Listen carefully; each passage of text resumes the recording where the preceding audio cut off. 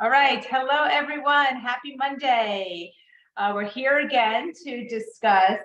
Today is a health topic, Zoom, and it's a super hot one because I think this is the most number one question that I get is what to take for diabetes. And not to mention, it's just the number one question that I always get, but I mean, the population that has diabetes is insane. It has tripled over the past 20 years.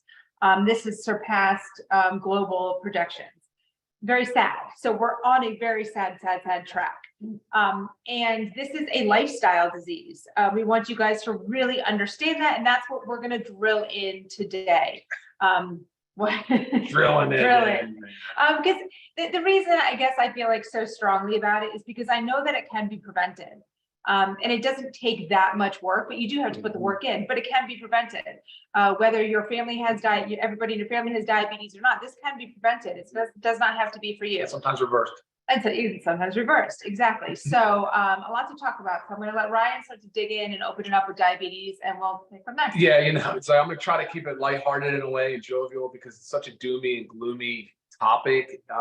Like Lisa said, it's sad, but there is a silver lining, and that is that a lot of this can be prevented and much of it can be reversed, and what we're going to talk about today. So to get started though, let's do a quick, I want to identify a continuum of care, the way that it kind of flows. And this is just more of a sort of Western medicine approach to it. It's starting to spread global. But so if you go into primary care and you have your blood work done, you come back in for your checkup and you're reviewing your labs and you see your fasting blood sugar is a 95, whatever, high 90s.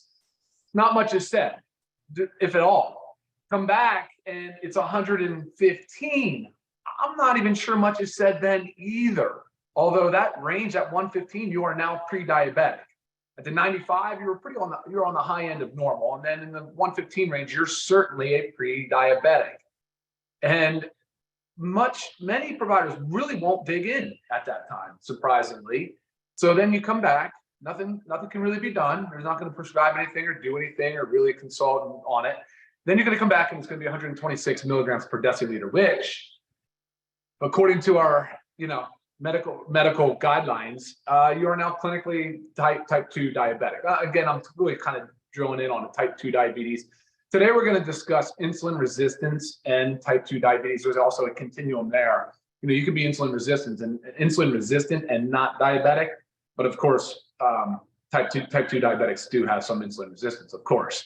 So, but that example though, that example of now you're at 126 milligrams per deciliter, now you can receive medical care. So now you'll get a prescription. Now you'll get a follow-up appointment.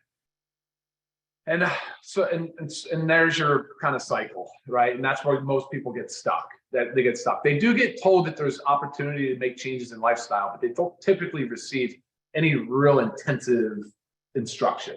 Right, or an intervention, prevention. Right. Say at the 95 mark, hey, look, Susie, you're creeping up there, so let's do a little bit of lifestyle modification so we don't get higher and reach that diabetes to diabetic range. Yeah, sure. So, all right, so from insulin resistance all the way to type 2 diabetes, we're not going to talk about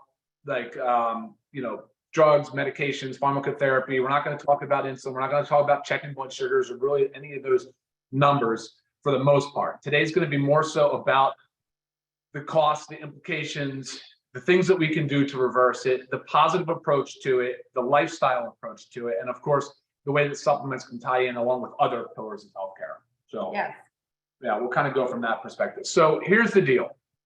At least half of the United States population is either pre-diabetic type 1 or type 2. That does not cover the insulin resistant crowd. There's potentially insulin resistance in people that are young, skinny, but sedentary. And so there's a distinction as well. So insulin resistance is really, so what does that mean actually? That's probably what we should start with. Let's try to define that. It basically means that the body continues to release more insulin because the body is not uptaking blood sugar properly, or the body just doesn't recognize the insulin as well, the sensitivity to it, so that the blood sugar can be two ways. It can go elevated or it can kind of be normal, but there's going to be an increased amount of insulin. The body is overcompensating. It's not metabolically correct in this process. And so a lot of it has to do with metabolic dysfunction. That's another keyword I guess we should try to define too. So when you look at somebody and you talk about metabolic dysfunction, what does that mean? Well, there's clinically metabolic syndrome, which is 5 criteria. And if you have 3 out of that 5 criteria, that is technically metabolic syndrome. And that's high blood pressure, it's high triglycerides, it's high blood pressure, it's obesity, and I think it's low HDL. I said blood pressure, obesity, HDL, and then triglycerides, I think. But anyway, there's 5 criteria. If you get 3 out of those 5, you're metabolic, you have metabolic syndrome. But the word metabolism is really 2 things. It's catabolism and anabolism. So it's the body constantly making and breaking down. So anabolism is building things up. It's usually an energy demand.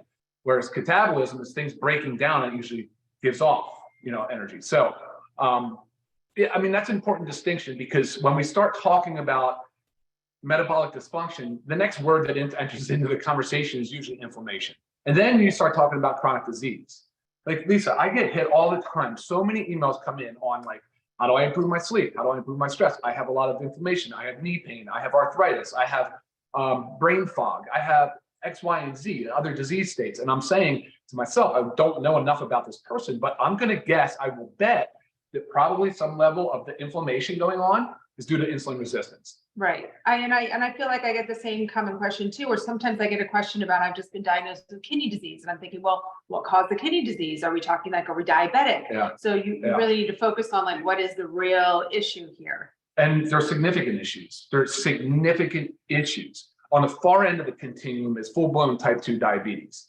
And that is obviously needs to be treated with medications and intensive care, because very quickly type 2 diabetes escalates into some severe negative outcomes, right? So of course we know that insulin resistance and inflammation lead to the 3 big killers, right? You're going to talk about heart disease, you're going to talk about cancers, and neurodegenerative diseases like Alzheimer's and Parkinson's and dementia, right? So again, when I get these questions, almost always, I would say, I'm like, if I knew this person, if they're under my care, I would address their insulin resistance or their pre-diabetes or their type 2 diabetes, because we do know that type 2 diabetes increases the incidence of those chronic diseases significantly. And there's so many other quality of life measures that start to deteriorate and rapidly. So the number 1 cause of amputation is type 2 diabetes. Number 1 cause of kidney disease, diabetes. Number 1 cause of retinal disease, so like vision loss, diabetes. It's because the body is not able, the high levels of sugar are just so inflammatory. The cells that are not able to take up the sugar properly and conduct the metabolism. And so there's so much inflammation. I mean, that's those little blood vessels we just described, right? So, I mean, the outcomes are poor, but again, the silver lining in this whole thing is the fact that we can change, we can make lifestyle changes, and we can alter the course of this really, really debilitating and costly disease. I mean, there's so many aspects of our society that you can point to and have issue with, but diabetes is one we have to address. The curve is still climbing on an exponential curve. We are spending unsustainably on it. People are unhealthy. They're losing their mobility, their loss of productivity. I mean, there's so many things that need to be addressed, and they can be addressed, but most of it's lifestyle. Right. Okay. So speaking about lifestyle, there's a lot of things that encompass that one word. So let's start with our supplements, which is part of lifestyle modifications, lifestyle. Sure. Let's do it. All right. So the way I kind of approach you'll never see us have a diabetes support supplement, only because that buys more into the reactive sick care model. It's not so much of a preventive or a root cause identification model. It's not educational in any way. I'm not trying to help you lower your blood sugar, so to speak. I'm trying to help you understand the course of your chronic disease and how to kind of correct the root cause. Does that make sense? Yeah. So a lot of the stuff here has to do with nutrients, minerals, antioxidants, so the phytonutrients that are in plants and fruits and vegetables, as well as muscle protein synthesis, because as we see often in people that are overweight or obese, which that is roughly 3/4 of our population, overweight or obese, and virtually everybody that is overweight or obese has insulin resistance, which, that's a big one. That's virtually everyone. And real quick, before I forget, how do we test for insulin resistance? There's obviously blood sugar fasting sugars, but that's probably not as reliable as an oral glucose tolerance test. So if you guys are out there and you're very concerned, if you're overweight, you're obese, or even if not, if you're at your provider and you want to know, you want to identify, oral glucose tolerance test is the way to go. Is that similar to like what I did when I was pregnant? That's the glucose load. Yeah, Okay. they give you a glucose You get to test. drink a nice, disgusting sweet drink. Yeah, exactly. And then they mount it to you every 30 minutes, I think, over 2 hours for your Right. insulin and your glucose levels, and then they can see how those two match up. But our approach to this was saying that, look, we know fat cell. Okay, how about this? We know that muscle cells are the biggest user of blood sugar, right? So it's better than fat, So, and with that said, lean muscle mass is probably the best, most effective way to start to correct blood sugar imbalances and insulin resistance. Right. So making sense out of that, it's more the more muscle that you have on your body, the better it's able to use the sugars in your blood. For the most part, I mean, simplified. Yes, the layman's terms, complete yeah. layman's terms. Yep. Yeah. So that way it's clearing from our blood. It doesn't have that chance to get into this high blood sugar level.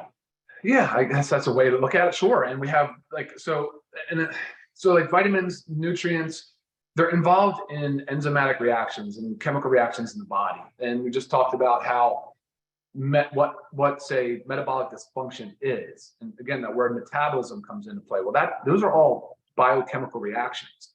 When you think of like magnesium, to my mind, it immediately goes, there's like 300 biochemical reactions in the body that utilize magnesium. We know vitamin D plays a lot of role. In the multivitamin, you have the B complex as well as other nutrients and minerals. And so factor 4, you have an anti-inflammatory support system, right, with the ingredients in there. And then you add in the muscle protein synthesis stuff. You have the amino acids, the protein. And then I said phytonutrients. So the reds and the greens, packed, loaded, full with phytonutrients and antioxidants. And antioxidants, I don't know how many antioxidants there are, but there's a lot. There's a lot. So the more broad range of antioxidants you can get, the better. And that was the concept with using some of these like superfoods, high nutrient density, right? Not as common foods, not things that you won't find broccoli or cauliflower in here. But that's the concept, right? Is to help, because again, in that inflammatory process, the body's generating a lot of free radicals. And so you want the antioxidant as to combat all of that free radical damage that can be done. Right. Yeah. And basically what we have here, we've just pulled out our ultimate wellness pack. Okay. And because again, ultimate wellness, like that's the goal here. It's metabolic homeostasis. Like you've got to be consuming all this stuff so your body is getting what it needs and it can thrive, it can work for you. Being deficient in just one vitamin or mineral can cause a whole slew of issues within your body. So you've got to think about that. It's not hand picking, well, which one do I need for my diabetes? Guys, this is all whole health. You're changing your lifestyle here, right? We are preventing this or we are trying to reverse this. You need this stuff. In addition to supplements, right? There are other things. We can even since we're just talking about nutrition, we can just go straight into the diet side of it. Okay, sure. It's what you eat, how much you eat, and when you eat. Okay. These all play a big role in managing. I was going to say managing diabetes, not that. Preventing illness, but managing that homeostasis that we want, managing a balanced blood sugar. Eating a proper diet, it helps you lower your blood glucose, your blood pressure, increases your blood flow. It helps you maintain a healthy weight. It helps you put on muscle mass, helps you sleep better. I mean, there's so many things that a good nutrition can do for you. I was actually just reading this study that was talking about our timing of eating. And I know a lot of times we talk about, time restricted eating, right? Intermittent fasting. A lot of people, there are all different kinds out there, but a most common one is the 16-8, right? Where you're fasting 16 hours and eating for 8. And it's very common for us that we will, for the majority, that we fast throughout the day kind of till we hit our 16 hours. So maybe it's like noon or 1 o'clock, 2 o'clock. And then we have our eating window. But this study was showing that that we actually do better. Our glucose tolerance is greater in the morning. So think about if you just flip-flop that 16-8. Say we woke up and within an hour that we ate our breakfast. And then we ate for 8 hours. And then we did our 16-hour fast. After reading this, I just kind of thought like how that can really benefit blood sugar. So if you are one of those that does do intermittent fasting, try to see, and you do it in the later half of the day, see if you can flip-flop it. And if you don't do intermittent fasting, try to incorporate it into your lifestyle. That will definitely help. Another tip with diet is we know about food combinations, right? Don't eat fruit by itself. Don't eat carbohydrates by itself, because that causes a spike in blood sugar. And we want to work on a balance. I always talk about like peaks and valleys versus, rolling hills. We want rolling hills. So say you have your berries with some yogurt. You have the fat and the protein. That's going to help balance and stabilize that blood sugar. Same thing goes, what's another example? Toast. If you want a piece of toast, put some avocado on there, right? You have your avocado toast. That's going to help balance your blood sugar. So little tips there. You'll eat sometimes differently in a state of health or a state of disease, right? Like if you have a full-blown type 2 diabetes, you're really trying to make corrective action. You probably, even though some fruits, and we're talking about natural sugars now, some fruits are lower than others. There's still a time where you like, if you're really trying to kick and get out of diabetes, you really need to definitely avoid added sugars. Right. 100%. Like no sugar added. No fried foods. It's a big one. No, I mean, sugary beverages is the first thing that comes to mind for me. Even the sports drinks. I mean, if you're an intense athlete, okay, maybe a sports drink. But if you're sitting on a couch or behind a TV, and no Gatorade, like no sports drinks, right. No fruit juices. Even if you're choosing fresh fruit, pick something that's low in sugar, like berries, blueberries, or strawberries, but maybe not figs or bananas. I mean, so you've got to start to educate yourself on the sugar load. That I would say is the biggest take home from this, for me anyway, for this call with regards to food. Avoid all added sugar. Right. Absolutely. And add the aminos in. If you're used to a sugary drink or some weird coffee thing like latte or whatever after mid-afternoon, go for something different. Grab the reds or the greens, or I don't care what it is. Just no added sugars. Right. You're going to have to adjust your palate a little bit, Sure, especially if you're used to very, very sweet things. Yeah. But that just takes time. And I promise you, it will over time. Things will start to taste sweeter even when they're not that sweet. I do want to remind people, guys, this is not just for diabetics. So if you're in that category, you're sedentary, but you're lean, you still potentially have insulin resistance. And that needs to be taken seriously. So dietary changes must occur, and it should start with eliminating added sugars. Right. And that should roll right into exercise, because you were just talking about, that being sedentary. Yeah, you can go as far down the literature rabbit hole as you want.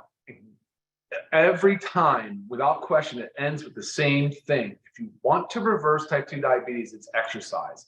Whether it's the anaerobic, type or zone 2, whatever it is, but you can find more information online. We don't have time to get into that today, but it is exercise. It is weightlifting. It is putting on lean muscle mass. I mean, it absolutely is. That is a fact. That is a proven fact. Exercise is the key component to lifestyle therapy, the key component. So like you could think you're doing everything right, but if you're sedentary, guys, the sickness and disease is still gonna haunt you, creep up. It's inevitable. It's the uptake of glucose. It's the way that your body uses sugar. And the one organ that probably you should drill in the most on is the liver. I mean, the liver plays a huge role in the management of sugar. Right. And even specifically for diabetics, this is like the recommendation is 150 minutes of moderate to vigorous aerobic exercise. So that's like your biking, your walking, your jogging, anything that's getting your heart rate up and kind of sustaining it up. Spread over at least 3 days per week to minimize consecutive days without the activity. Yeah. Okay, so divide that 150 up through the week, if 3 sessions or more. And then also you need to do resistance training. Sure. And it recommends for diabetics 2 to 3 resistance training sessions a week on non-consecutive days. The goal is to get your body doing something every day. Say one day you do 30 minutes on the bike. The next day you do some resistance training. You don't have to have a gym membership. Go into your garage, go outside in a room, use your body weight, but that's resistance. You have got to be doing this stuff, and you can easily buy bands and whatnot on Amazon for super cheap, guys. I mean, this does not have to be a lot, I promise you. But goal is you have got to move your body on most days of the week. So exercise, nutrition, sleep is another one. Sleep's right up there with those 3. Okay, so sleep is an under-recognized factor in type 2 diabetes. what it does to your blood sugar and insulin resistance with lack of sleep. And typically this is not getting enough sleep. I think this is what the study that I was reading was most based on, because that's also what's going on in our population. We're not getting enough sleep. We're not allowing ourselves enough time. We're too busy. We're too stressed. There's too much light. You know, so cortisol production shoots up. Right. Well, that's another one. So sleep and stress kind of in a way go hand in hand, but blood sugar levels rise in response to stress hormones being released. Okay, so if you think about it, like it's a vicious cycle. We're stressed out, so we're not sleeping, then we're not sleeping enough, so we're stressed out, and our insulin resistance is through the roof. And these are all just pieces to a puzzle. When we talk about all these lifestyle things, from supplementation to diet to exercise to sleep to stress, these are all pieces to a puzzle that you've got to put the puzzle, you've got to do it all. So if this is overwhelming right now and you're like, well, I don't know where to begin with one thing. Say, look, I'm part of LiveGood. I'm going to go and I'm going to get myself that ultimate wellness pack, and I'm going to get on a supplement regimen. Then once you get that solid down, then work on the exercise. Okay, incorporate that, and little by little put your puzzle together. And that's the goal, right? To have this one big piece, and we're working on prevention and hopefully reversal of diabetes. Number one, avoid added sugars. Then go to the supplements. There, okay. I have to say Truth be told, yes, we got to avoid those added sugars. I mean, added sugars too can just come from like sitting on the couch and snacking on crackers. I mean, those crackers add up. That's all carbohydrate sugars. So it's not just like reading the sugars. Those, yes, I understand, added, but do read your labels because they sneak sugar into a lot of things that you would never, ever even know. Yeah, Google like some different words for sugars, because they'll hide them under words that you would never think that it was sugars. You've got to make sure you're preventing that. Look at the grams of sugar, yes, but also, read the ingredients. Cool. Try some questions. Oh, I know I do have one, Ryan, for you that I got the other day. So someone was saying that their whole family has diabetes. So they're on their way to being diabetic themselves. We always know that your genes are not your destiny. Sure, yeah. Sure. And that's the topic of epigenetics. And you talk about that quite a bit, epigenetics, right? Actually, I'll just cut right to it. If both parents have diabetes, the biggest predictor for the children to get diabetes is insulin resistance. So again, if you have a strong family history of diabetes, measure and try to find out if you have insulin resistance. That is key.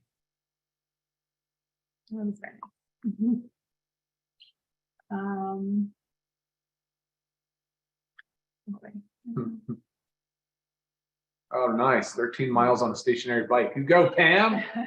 Tear it up. Love it. But that's such a great thing. So like, okay, look, you have a 20 to 30 minute Zoom you're about to watch. Right.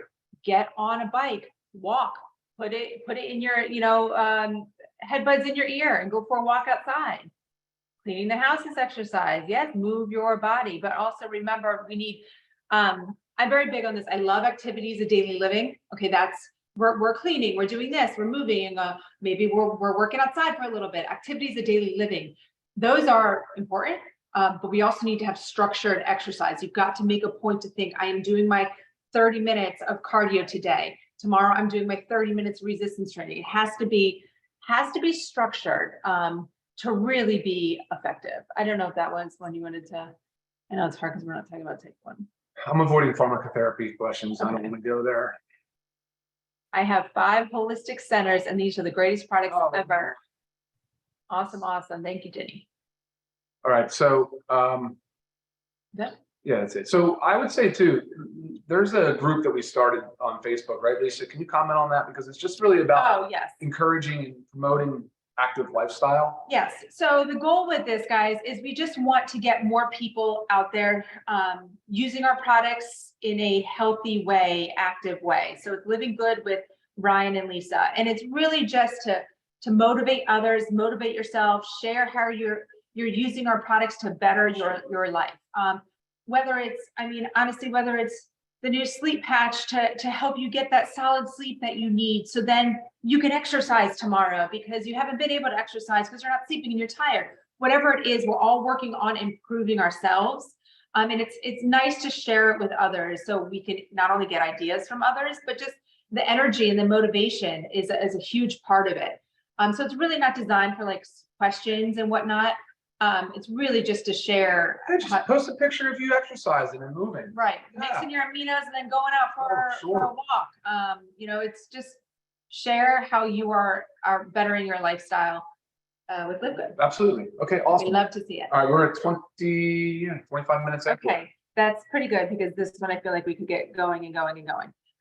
But guys, yeah, so puzzle pieces, start somewhere and then put that puzzle together so we can work on preventing diabetes. Eliminate added sugars. Start there. Please. All right, guys. Any further questions, go ahead and shoot me an email. Thank you so much for watching. You guys have a wonderful week. Yeah. Bye now.